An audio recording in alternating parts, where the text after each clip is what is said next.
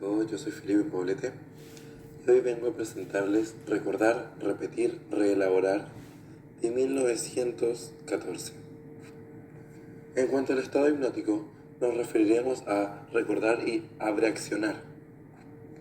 Luego de que se renunció a la hipnosis, pasó a primer plano el análisis de las ocurrencias del sujeto, libremente a todo lo que éste pueda llegar a denegar recordar.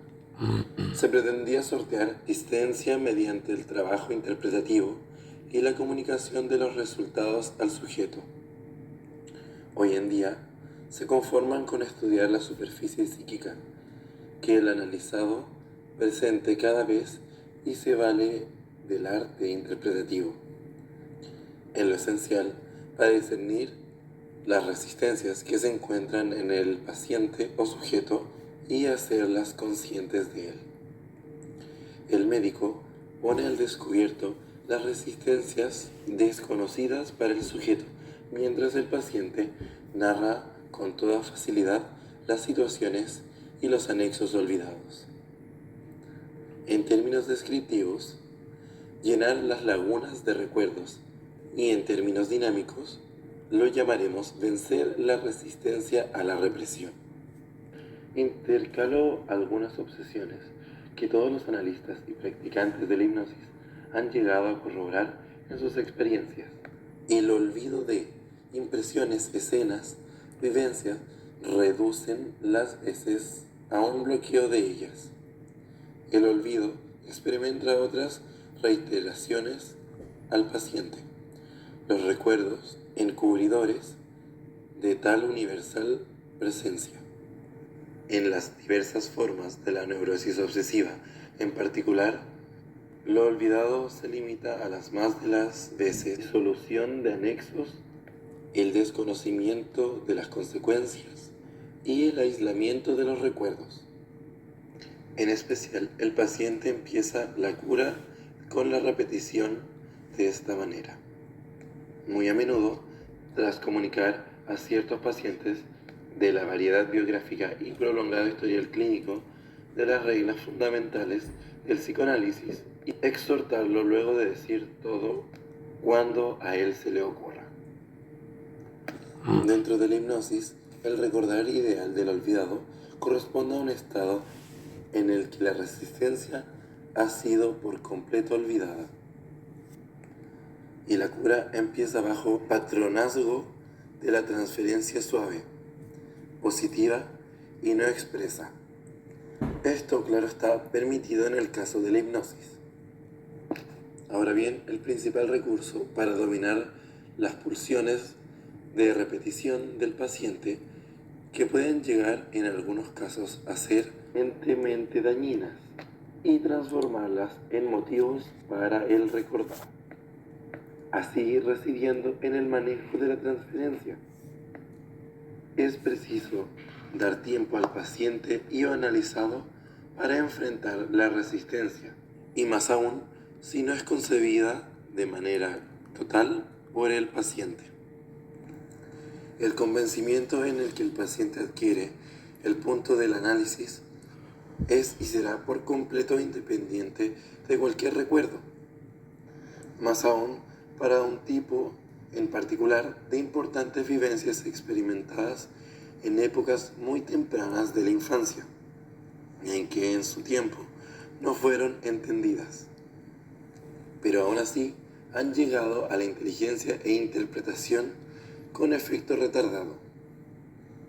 Es decir, que a lo largo del tiempo, estas vivencias y experiencias han podido repercutir en el sujeto durante su vida y su desarrollo.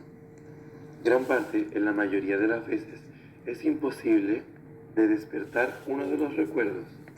Por ello, se ha llegado a tomar constancia de ellas a través de los sueños, y los motivos extraídos de la neurosis lo pueden llegar a forzar a creer que uno de ellos ha podido ser real y experimentado de manera lúcida y muy vívida.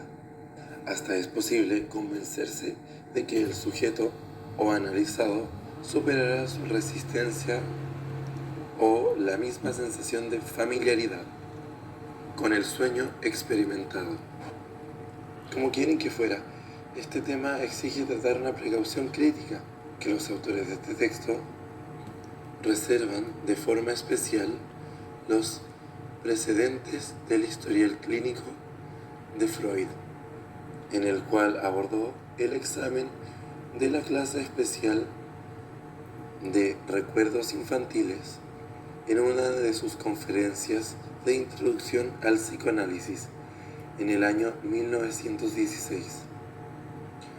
Cuando llegásemos a aplicar las nuevas técnicas hipnóticas referentes a los recuerdos y las resistencias, algunos de los pacientes tienden a tener un comportamiento variado, muy diverso, desde el comienzo de ella, los cuales tienden a buscar influir de cierta forma característica en el analista, un acercamiento directo, el cual se debe de retractar. Por ejemplo, en el hacer recordar dentro de la hipnosis puede llegar a provocar algunas o muchas impresiones de un experimento de laboratorio para el sujeto en el cual está siendo llevado a cabo. Por esto, ellos deben de aclararle al paciente el curso del tratamiento analítico, explicar por las distintas formas en las cuales van a ser consultados y abordados por el analista, para que no se sientan presionados u observados de manera grosera, dejándolos entender como si solo fueran un objeto de prueba o un objeto el cual solo quiere ser mirado y observado, con ningún fin.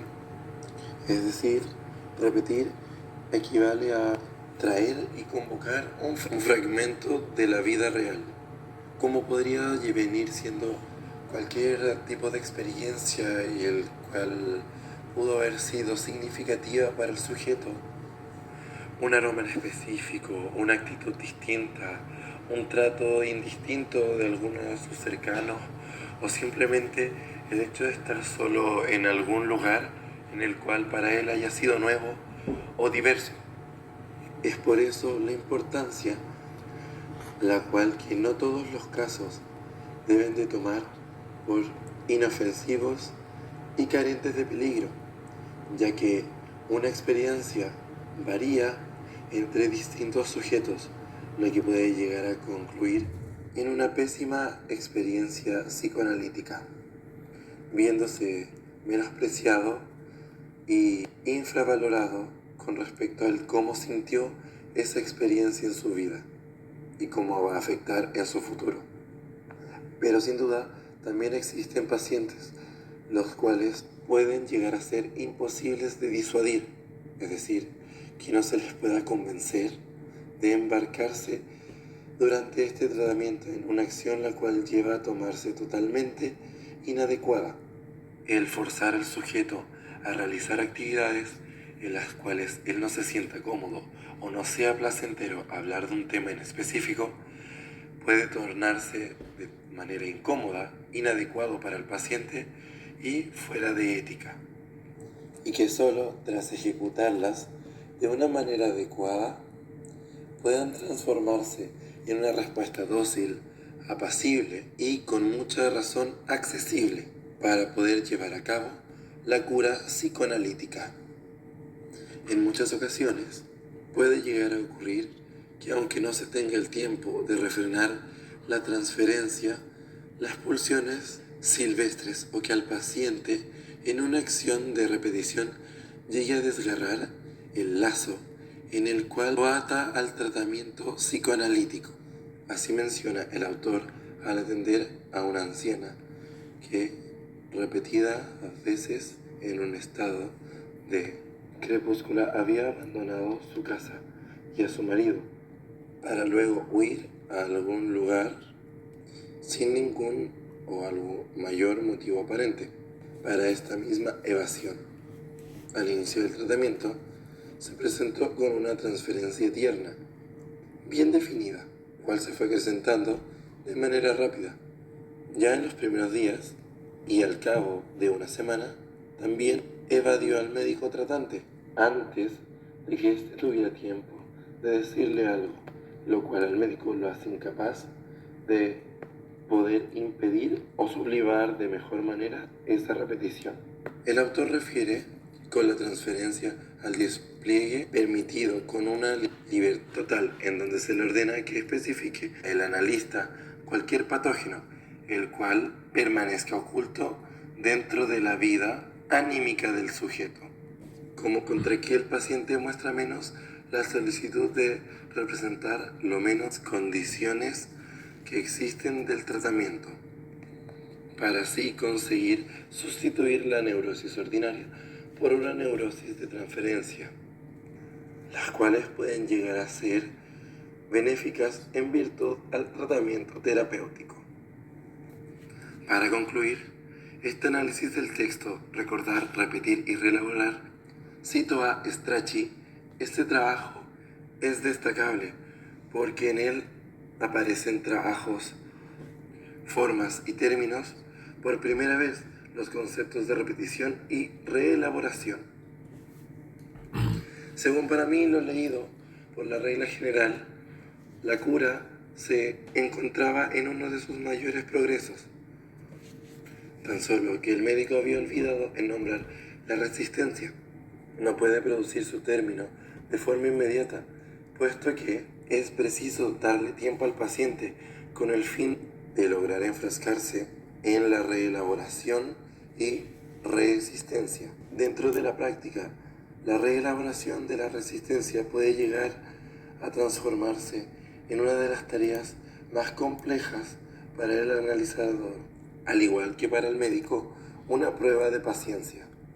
No obstante, es la pieza del trabajo que puede llegar a producir el máximo de los efectos alteradores sobre el paciente y el que distingue del tratamiento analítico de todo influjo sugestivo.